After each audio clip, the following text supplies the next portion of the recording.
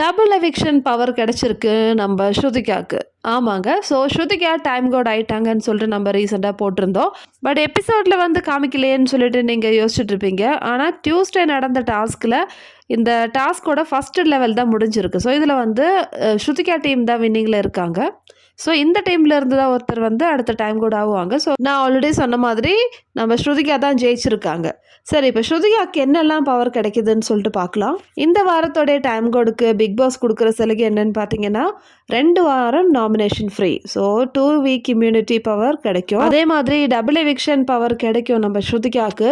2 வாரம் immunity, double eviction power, so அந்த மாதிரி நிறைய விஷயங்கள் வந்து நம்ம ஸ்ருதிகாவுக்காக காத்துட்ருக்கு. டியூஸ்டே எபிசோடில் வந்து டைம் கோடுக்கான ஃபர்ஸ்ட் லெவல் டாஸ்க் முடிஞ்சிச்சு. ஸோ அதில் வந்து ஸ்ருதிகா டீம் ஜெயிச்சிருக்காங்க. ஸ்ருதிகா டீமில் யாரெல்லாம் பார்த்தீங்கன்னா ஈஷா இருக்காங்க, விவின், அதுக்கப்புறம் கரண், சும், ஷில்பா, ஸ்ருதிகா, திக்விஜய். ஸோ இவங்கெல்லாம் தான் நேத்தோட டாஸ்கில் வந்து ஜெயிச்சிருக்காங்க. ஸோ இவங்கலேருந்து ஒருத்தர் வந்து அடுத்த டைம் கூட ஆயிடுவாங்க.